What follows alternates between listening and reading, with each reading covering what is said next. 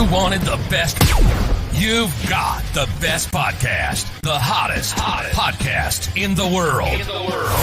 The Chris Voss Show, the preeminent podcast with guests so smart you may experience serious brain bleed. The CEOs, authors, thought leaders, visionaries, and motivators.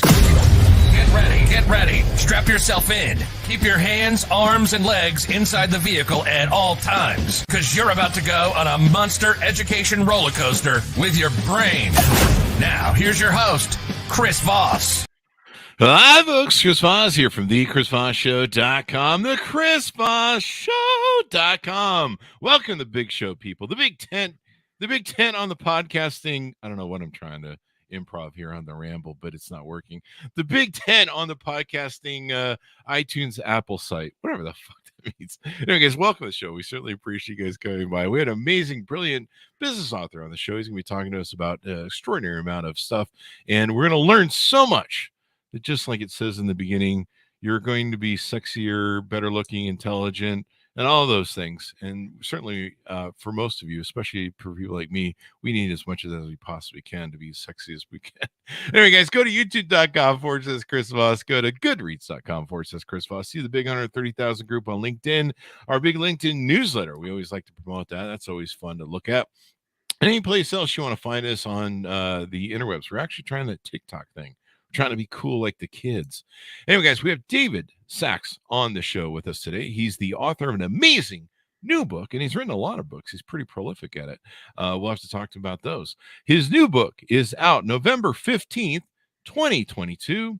The Future is Analog: How to Create a More Human World. We're going to be talking to him and what are these humans he speaks of, and get to know more about what he has put into his amazing study. David Sachs is a journalist, writer, and keynote speaker specializing in business and culture. His latest book, The Revenge of Analog, that came before this one, looks at the resurgence of analog, good ideas, and stuff going on during a time when we assumed digital would conquer all. And he is on the show with us today. Welcome to the show. David, how are you? I'm great, Chris. Every time I come on this show and I hear that intro, I am just blown away. Isn't it? Blown away by the Sundayness of it all. It is, it's every other podcast is just like, hey, you know, this is, I love how you've gone with this. It's great. It's so unexpected, and it just wakes you up. So it's great to be here. It does. It does a beautiful thing. We call it the Kiss intro. If you're a Kiss fan, you recognize the intro. You wanted the best, you got the best. That's where we ripped it off from. So homage to them. Yeah, it creates a pace. You know, I believe in doing a show and not a podcast. And if it's not a show, well, then I'm going to OnlyFans it, and I'm going to get up and show people. So you better tune in, subscribe, and for the show, your family, friends, and relatives. Welcome to the show, David. And I referenced, because I pulled your Amazon thing, The Revenge of Analog, but we actually had you on the show for your other prior book, The Soul of an Entrepreneur, as well. And you were on the big show for that. Yeah, about a year or two ago, I recall. Yeah. That book was it came out, in April 2020. So still birthed into the pandemic, as I like to say. There you go. So did you dodge us for Revenge of Analog, or did that come out before that? Revenge of Analog came out in 2016. So don't believe yeah. everything you read on the internet. I think. All right. I was just making sure, man, because my feelings would be hurt if you skipped us on one of your books. How many books have you written, sir? This is my fifth. There you go. There you go. And what's a .com? Where do you want people to find you and stalk you on the interwebs? Oh gosh. You can find me on LinkedIn, I guess under my name. I don't even know how that works. I will not post stock photos of people looking at reports or whatever one does on LinkedIn. And then I guess on Twitter at SaxDavid, SaxDavid, or you can just email me, saxdavid@gmail.com. There you go. Share your thoughts, hopes, dreams. There you go. Can I send you recipes and I don't know what's going on with my horoscope? Is that cool too? Recipes, yes. Horoscopes. You kind of went into a thing. You send me your thoughts and dreams. It's like hopes and dreams. Well, I mean, those are thoughts, wouldn't they be? David, this is the premise for your next book. I'm just giving you ideas. I'm feeding you ideas. So anyway, guys, make sure you look him up on the internet. Make sure you spell his last name Sachs right, S-A-X, because I didn't. I ended up on OnlyFans.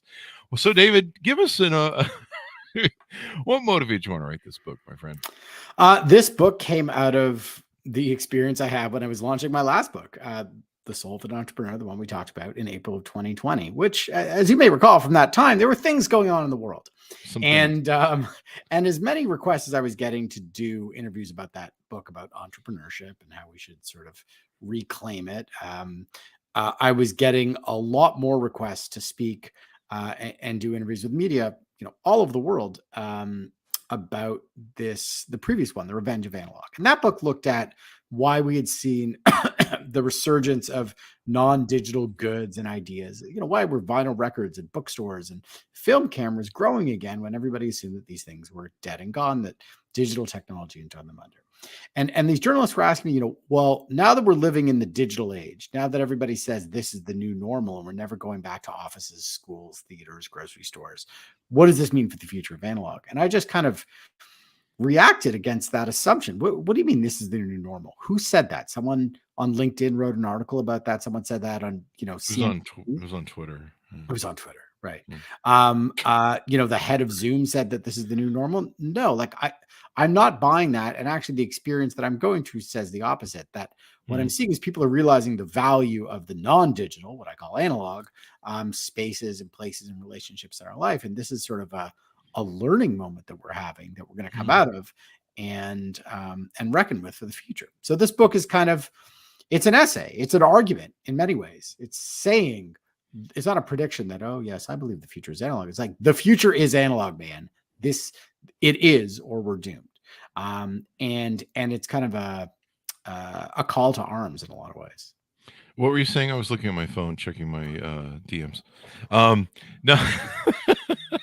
So let me just slide right into those and tell you where you can stick those DMs, Chris. I think I have David Sex from the OnlyFans on the DMs. He slid in there.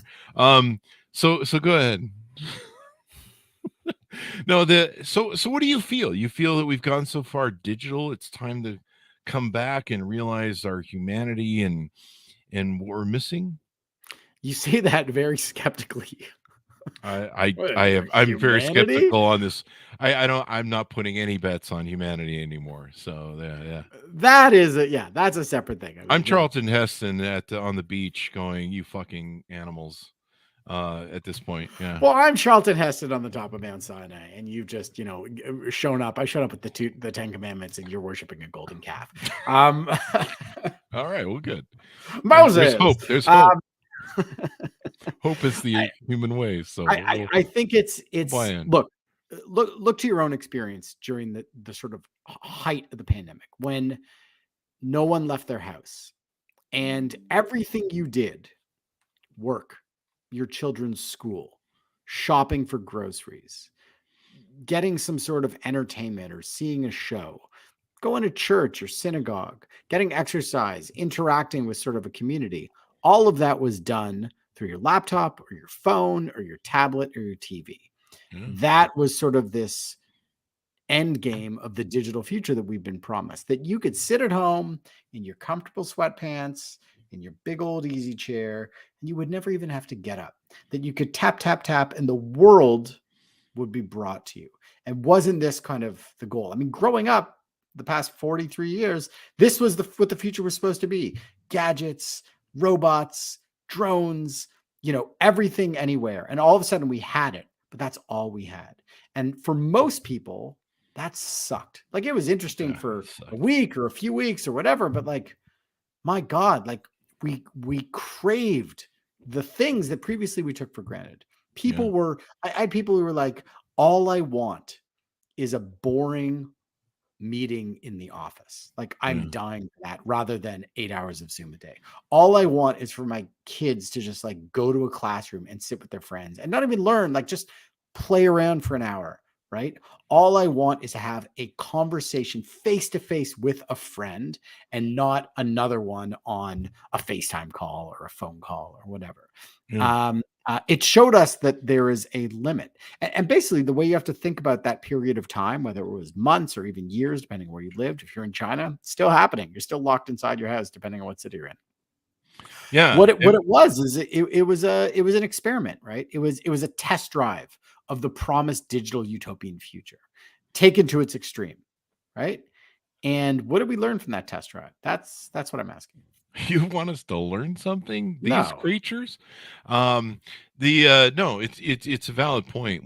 I found myself just even more so overcome with wanting to be around other people. I missed all my having coffee with my friends, having a beer with my friends. I missed, going to big, huge events that we do. We got CES coming up here soon. And just kind of the freedom of to be able to go do whatever you wanted. But yeah, the human interaction, just being able to go out to dinner with people, out to eat, the commingling of just being humans. I mean, that's kind of what we're tribal, so we kind of we like community in things. And yeah, maybe it was a good, in some ways it was a good way to push us too far into what we thought would be a great world, and we find out it wasn't. Yeah, I mean that's the essence of it, right? It was this what's it? It's in Dante's Inferno. He had this thing. I think it was called a contrapasso, and it's like the punishment is the thing you love to death, right? So Wow. the best reference most people will get to it is like there's the episode of The Simpsons where Homer goes to hell and the devil's like, "So you like donuts, eh? Well, you can have all the donuts you want," and it just like feeds Homer a thing of donuts. He keeps eating it, of course. But that's it. It's the full sort of overexposure to this thing that we thought we wanted. We thought we loved screens. Well, here you go. Mhm. Endless screen time.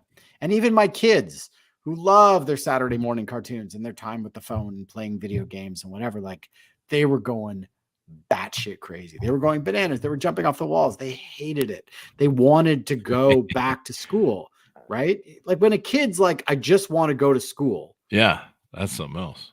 Something's up. Yeah. Contrapasso. That's you've I might have misquoted it, but I'm no Dante scholar. Well, that's okay. So, but yeah, that's really interesting, and it's basically where you get overexposed. You suffer the opposite, which is kind of interesting. What you described of wanting something and then being immersed in it to a point of hell. That sounds like most guys I know get married. Oh. It's too true. Anyway, no, we kind of enter this world. It's kind of funny. Things have flipped on their head. Like people are surprised when I call them. Like I call my close friends and still have phone conversations with them. And people are like horrified too if you call them sometimes. They're like, oh my God, what's happening? And but most of my friends, we call each other. And we actually called each other more and got closer more over COVID. The other thing is usually when I market or when I talk to people or interact with them on social media, I usually write something like, hey, this is a hand-generated note, or this is something I'm personally sending you. Let them know that, hey, this isn't some sort of bot or spam or some sort of machine that's doing this. No, I actually sent this message and I'm genuinely interested. And then people are even more surprised when I reply with a personal thing and go, oh, that's really cool. I'm really interested in what you're doing. And I looked over what you're doing. And yeah. And I've almost found that it's become, by being able to do that, it's almost become so unique and it's appreciated. Like it used to be when I grew up in sales, if you called the sales off or the guy you were trying to sell to, he had the executive secretaries that were there to block you, and you'd have to overcome them. And he got like 50 calls a day. Now no one calls, so when you call him, he's like, oh wow, someone to talk to. And like you can kind of excel with it.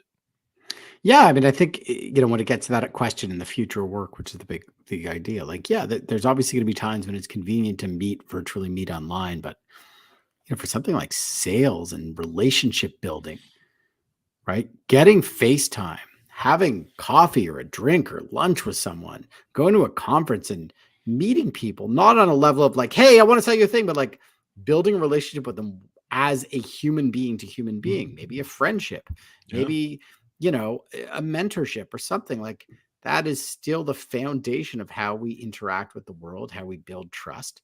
And those trusting relationships ultimately lead to, opportunities. There are countless things that I think about, even for the way I've been promoting and marketing this own book. I went to New York for 2 days and I, pressed the flesh and met with editors and talked to people and stuff came out of that because I showed up. I was there. It wasn't just an email I was sending with an idea or asking for something. I put in the work and I deepened that relationship with that person on a one-on-one level. I just roll and say, here's what I want to do. We sat, we had a drink, we had lunch, we talked about our families, our lives, whatever. Right. Yeah. And we related as human beings, not as bots. And there's something about that interpersonal play of human beings being around each other. There's probably some chemical stuff that goes on too when we're around other human beings. It's healthier for us, maybe. I don't know. I mean, we have evolved over the course of 300,000 years as Homo sapiens, and a couple 100,000 more before that as slightly dumber apes. Mostly physical, right? Yeah. I don't know about the mental part. Yeah, well, yeah, exactly. And really, like, mentally and physically, we haven't evolved that much in the past tens of thousands of years. And so our bodies, our minds, our social structure is designed around groups and interpersonal meeting and face-to-face and being physical. It's not designed to go on LinkedIn and interact with humans through this flat piece of glass and this piece of software that, moves things around based on algorithm and different settings. I mean, it's just everybody knows that you're supposed to do that on Facebook.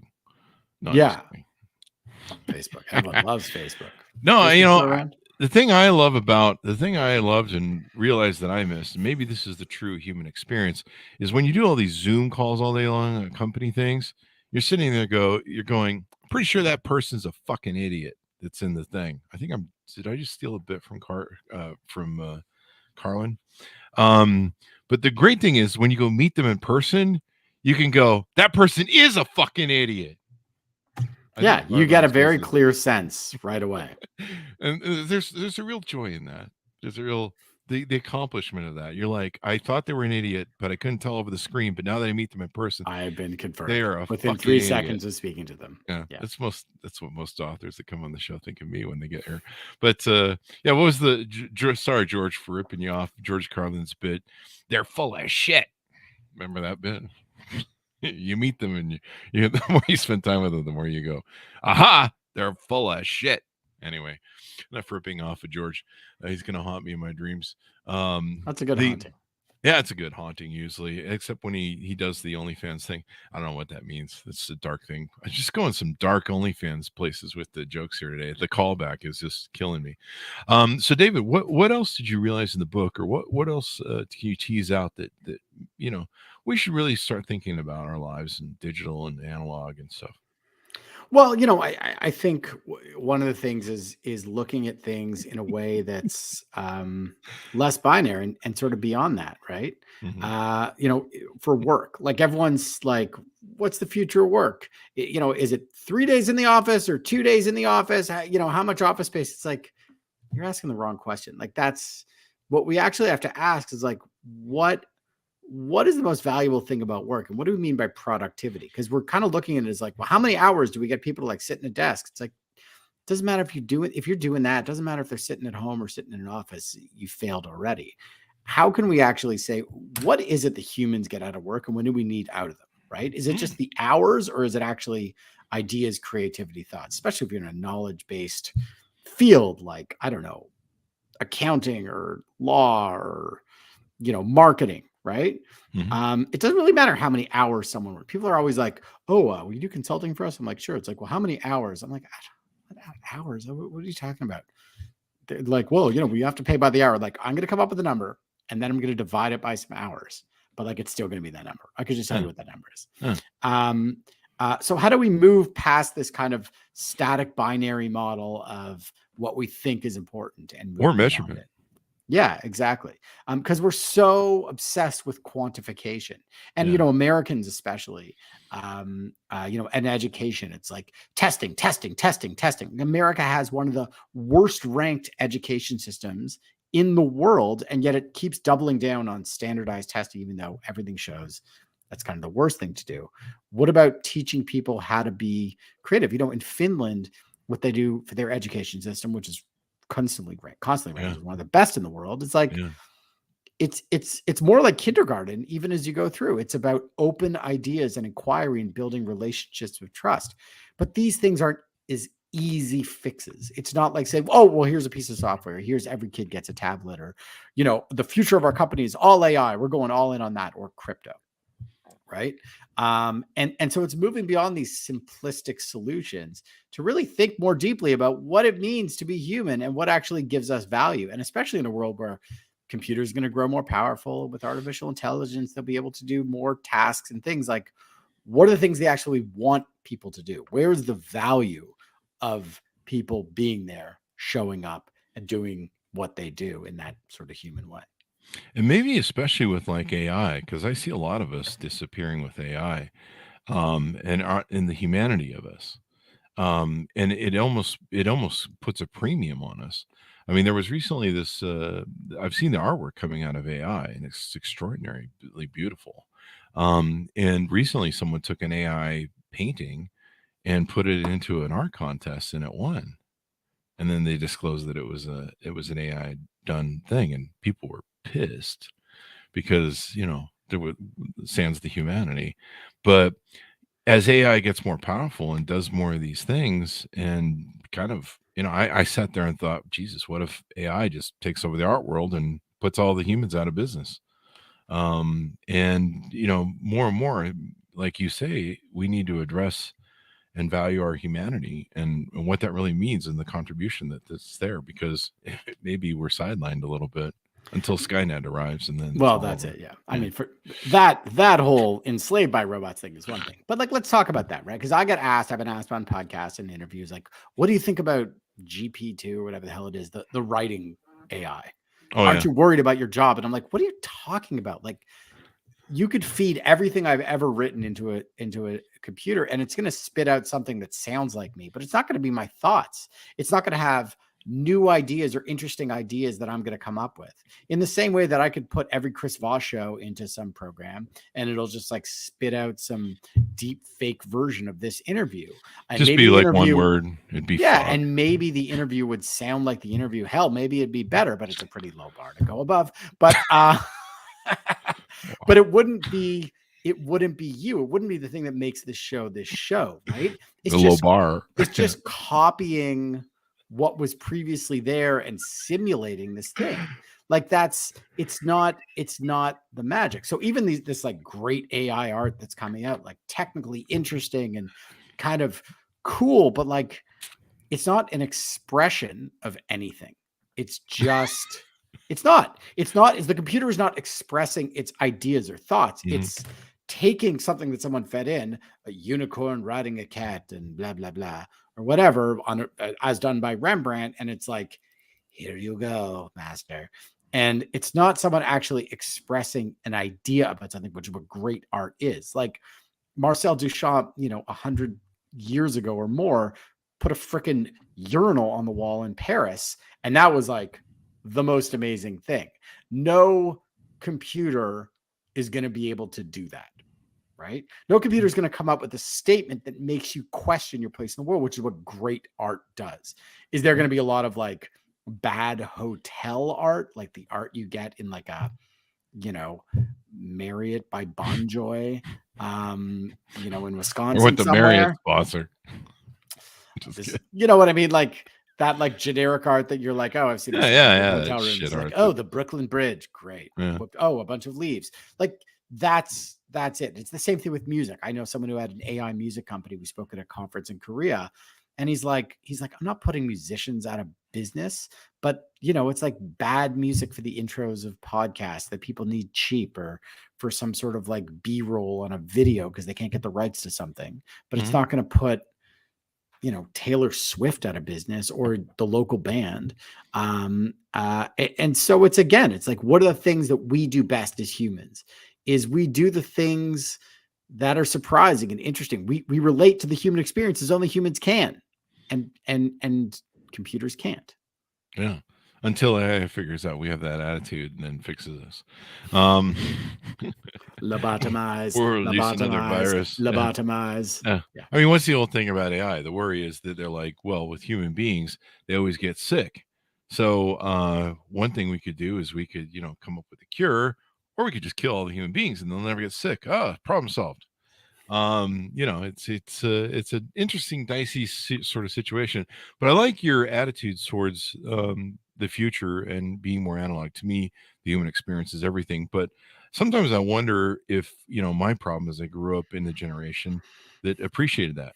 These kids nowadays, these kids on my lawn, nowadays they didn't grow up outside of, looking at these screens and having this be their whole life. And that is true, but that is also a big misunderstanding, a generational misunderstanding, right? In the previous book that I wrote, The Revenge of Analog, I looked at the return of vinyl records and the boom of them over the past 13, 14 years. I looked at the growth of independent bookstores and why books have been resilient, paper books, despite the possibilities of ebooks and digital books and all the sort of money and distribution behind them. I looked at things like paper and moleskin notebooks. I looked at film photography, Fujifilm, Polaroid, the return of like film cameras, even Walkmans and these things. And you know who's driving all those trends, Chris? It's not baby boomers. It's not people who grew up with these technologies. The baby boomers love Zoom. Nobody loves Zoom more than a baby boomer. It's kids. It's people who are in their early 30s and 20s and teens. My kids love the Fujifilm Instax camera. They blow through those pictures like money is no object. They think it's the coolest thing. Why? Because they're judging it on its merits. They're not judging it out of any sense of nostalgia. It wasn't parents who were like, you're going back to school. And the kids are like, no, I want to stay at home and look at the iPad. The kids were more than happy to go back because they experienced the limits of that. And they're like, this sucks. Plus, they had to live with their parents 24/7 instead of going to school. So exactly, they didn't get to play. That I remember one day my daughter was crying because she didn't want to go back to school on the iPad, and I'm like, oh well, it is school, honey. And she goes, no, it's not school. It's all the work and none of the fun. It's just homework. Yeah. Right. I mean, I grew up spending most of my childhood trying to get the fuck away from my parents. But also I had one of those childhoods. We're Gen Xers, so our mothers would kick us out of the house. And put a sign on us, pedophiles pick them up. Don't come back till dinner and until you heard mom screaming. And then suddenly you had to return to home once you heard her screaming. You'd try and ignore her for the first half an hour. That's how we golden era of child abuse. The golden era of child abuse. It was great. Benevolent child abuse. It built resistance. But no, you give me hope that the young generation that got through appreciate these things, but maybe is it maybe that they appreciate them because of that humanity, that tactile humanity of them? They're humans. This is the thing we all forget. We see a kid looking at a Gen Zs are humans. All the gens, except for the one that comes after that the robots have killed and taken over. That's Gen Alpha. Yeah, exactly. This is the thing we forget, right? We see a kid playing Minecraft or whatever on their phone, and we're like, well, this is all this child wants, so let's just give them everything digitally. But they're humans. They have limbs and bodies, and they desire connection as much as anyone else. And they might relate to the world. I mean, you probably watched a ton of TV. I watched a ton of TV. I don't watch it as much anymore because I realized it wasn't good for me watching that much TV, and it didn't make my life better. It made it poorer. I still have human needs. I still need to go outside and breathe fresh air and feel better when I go for a walk than when I sit inside and on my ass and look at the screen all day. Yeah, it's funny. I grew up in the era where your parents would scream if you sat 3 feet in front of the TV, like if you moved off the couch 3 feet towards the TV, like you're gonna go blind sitting that close to the TV. Yeah, and now what's Mark Zuckerberg trying to sell us? He's literally trying to sell us a TV strapped to our eyes. Yeah. Yeah. But the funny thing is they probably were right considering the radiation and 100%. the asbestos and God knows what else was in those things. All the dials had that radioactive stuff on them that that killed everybody. You're like, hey, why does that glow? You're like, hey, why does the ceiling sparkle, Grandma? That can't be a bad thing. I'm sure it's just fine. But welcome to our worlds. So when I wasn't chewing on lead paint chips like gum, I was looking at her ceiling and poking at it, going, I wonder if I could breathe this in. So there was that. But I guess we all have our poisons. What other sort of things do you find? It lays out the title and saying how to create a more human world. What are some of your suggestions or your demands, my sir? I think there's two things, right? One is, look at your own experience during those weeks and months and even years when digital was all you had during the pandemic, and treat it as an experiment, right? Reflect back on it and say, all right, what were the parts that worked for me? Maybe I really hated going into the office, commuting, and working remotely is the best thing that's ever happened to me. Mm-hmm. Maybe I really don't need to go to a grocery store and actually really love clicking on Fresh Direct or Amazon or whatever the hell it is and getting my pears and chicken and whatever it is sent to my house, right? Mm-hmm. And what are the parts that weren't? What are the parts that like I couldn't force you to do now if I asked you to do them through a screen? Like Zoom cocktail party. Like, could I get you to attend a Zoom cocktail party? No. Are you that much of a freaking masochist? No, of course not. It's a horrible thing, right? What do you have against Zoom parties? Show me the doll where Zoom parties hurt you. It's just the biggest. You know what it is? We're doing a Zoom cocktail. The first time I go, I show up, I have a drink in my hand. No one else has a drink. I'm like, oh fuck, this is a conference call. I've been invited to a social conference call. Kill me now. And then you have to sit there for like an hour and a half when people are like, anyway. I had that problem where I show up without pants. That was a given. I mean, that is one of the benefits of it. So I think Jeffrey Toobin did that as well. Yeah, and then some. Do that experiment, right? And be honest with yourself. And whether it's you or the company that I think you rub people the wrong way on that Zoom call. You've been canceled. You just canceled yourself, Chris. Joke. I just came up with it. He rubbed the wrong way. Himself, yeah. Do that experiment and be honest with yourself. And whether it's you or whether it's the company you own or work for, the organization, be like, did that make us better? Did it make us more productive? Did it make us happier? And if not, then why the hell do you think that that's some version of the future? So what are the things that you can do to make that? And then the other thing is like, set limits, step outside. My God, like don't force yourself to spend time away from these screens. The best thing I did, I don't know, 5-6 years ago when I was working on another book, as I installed a piece of software on my browser that limits the amount of time I can stay on any website. So I put in Facebook and I put in Twitter and I put in Instagram, which was the social media I had. Mm-hmm. LinkedIn, there's no. Does it work on OnlyFans asking for a friend? I'm sure it does. Yeah. And whatever other filth you found on there. And after only one 15 minutes a day, it kicks me off. So I could be like in the middle of like conversations on Twitter or interactions or whatever. And then it's just like, you're done. You're done for 24 hours. And then you're like, oh yeah, this was terrible. This was time not well spent. What else can I do? I don't have it for LinkedIn because LinkedIn is so beautifully boring. It's like going to a conference at a Marriott and you're like, all right, please let it stay that way. Yeah, it's great. I love that it's so boring. That's why LinkedIn's perfect. It's great. Yeah, I've gone over there now that Twitter is going down the toilet and Facebook is pretty much in the toilet. A friend of mine got suspended on Twitter for wishing someone happy birthday. Their bots did that. Like seriously. And I got suspended for doing a joke that I was going to dress up as Jeffrey Dahmer for Halloween. And got suspended for 2 days and 30 days for going live. They're so freaking broken out of control. Now they're firing so many people. The bots will get worse. But so yeah, I've gone back to LinkedIn. Here's the world's smallest fiddle for Twitter. Okay. Yeah. And I use it. And if it went away tomorrow, I'd be like, I guess, whatever, who cares? Yeah, all my friends will be unhappy. It's a great place for breaking news. And I mean, you can find out stuff what's going on, but that's about it. And I don't know, I'm sure Elon will muck it up even worse. But LinkedIn, if LinkedIn can just every one of these freaking social media sites has become a dating app. It's just everyone has become validation seeking, thirst traps, send me money, dating app. That's all they are. If you really look at like Instagram at its core, it's just a dating app. And now they're copying OnlyFans, where you're gonna be able to pay for access and stuff, which is not a good thing. I keep referencing this OnlyFans, and I know it's a great callback joke. Want to know what it is, but really don't. The more you keep referencing, exactly. Yeah, don't Google it. Those people need any more money, but it does make for a good callback joke. But no, it's a world that, you know, even then I miss hanging out with people and, you know, going, "You're full of shit. You are the idiot I thought you were," across Zoom. But no, I miss the human spirit of it. When I first went to CS at 2022, I guess it would have been this year.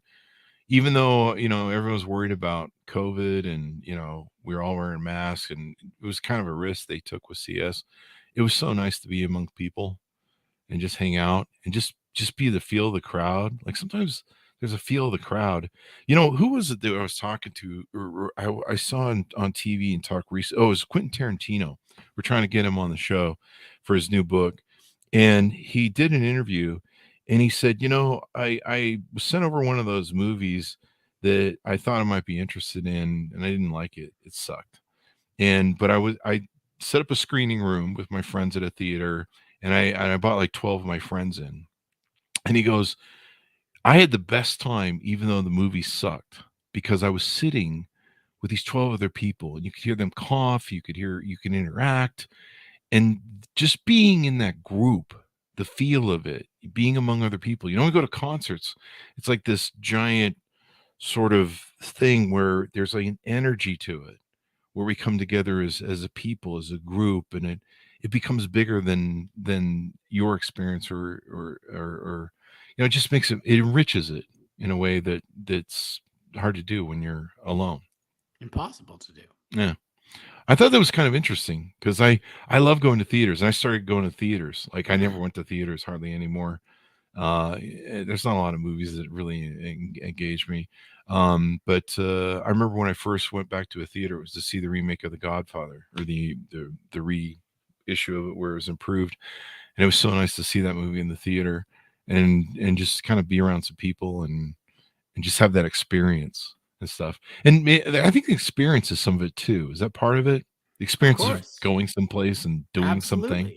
Right. Absolutely. You know, it's think about every time you ordered in a meal or some meal delivery kit or something versus going to a restaurant. Like the first time you dined in a restaurant, once restrictions were lifted or once waves had passed or whatever, it was this magical thing.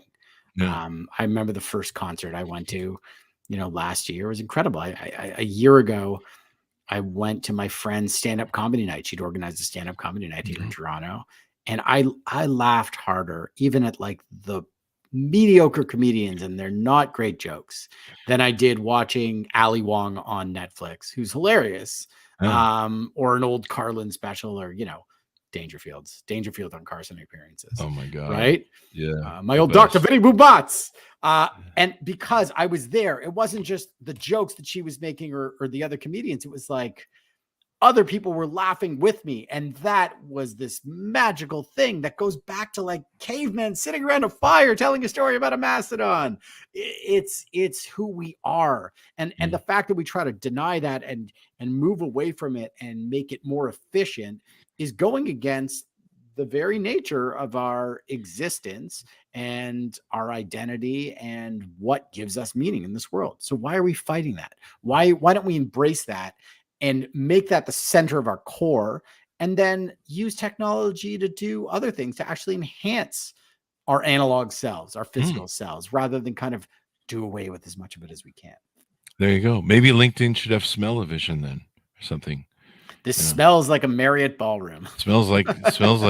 So I can smell Chris. He's wearing the polo cologne. I don't know. I'm making up some. He's wearing that cologne, and he clearly hasn't bathed for 3 days. Maybe smell-o-vision is a good idea for Zoom calling, after all I've seen over COVID. But no, I love the concept and idea of what you're talking about. We need to embrace our humanity better, and embrace spending time with each other. You know, it's being, you know, right now, you know, I'm single. I've been single all my life, and I came from the dating world where, you know, I can cold approach, I can get a phone number out of a girl, and no one does it anymore. And women online are like, hey, how come no one approaches us anymore in public. And part of it was Me Too and a whole other bunch of stuff.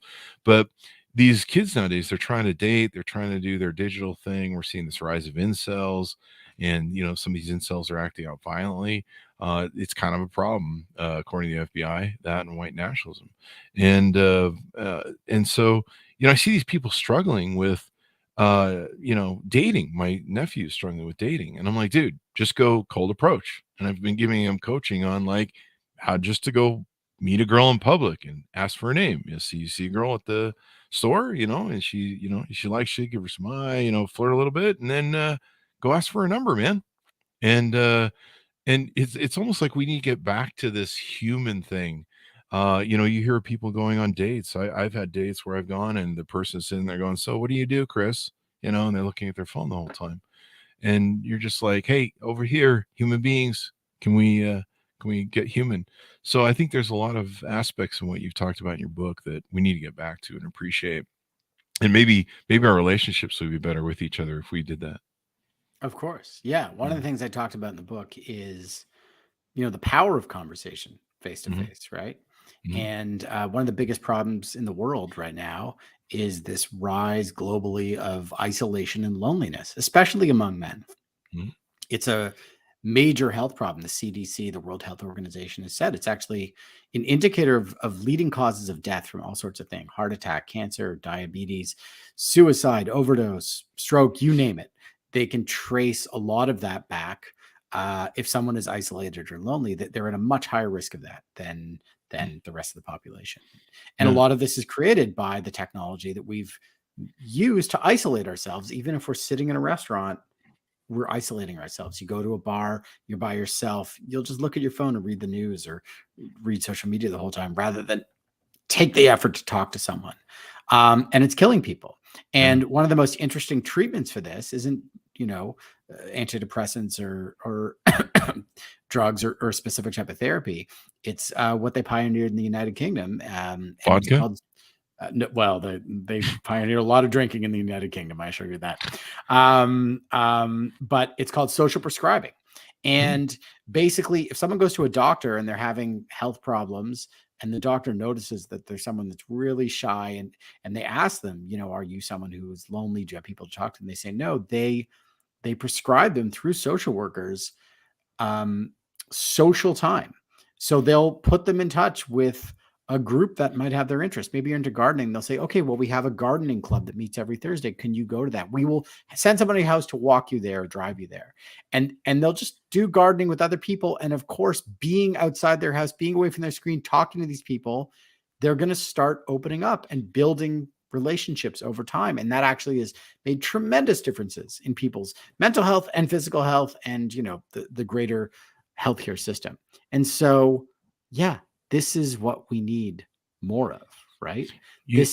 We've gotten so far away from the basic thing that we do as humans, which is be with each other, talk to each other, look at each other in the eye.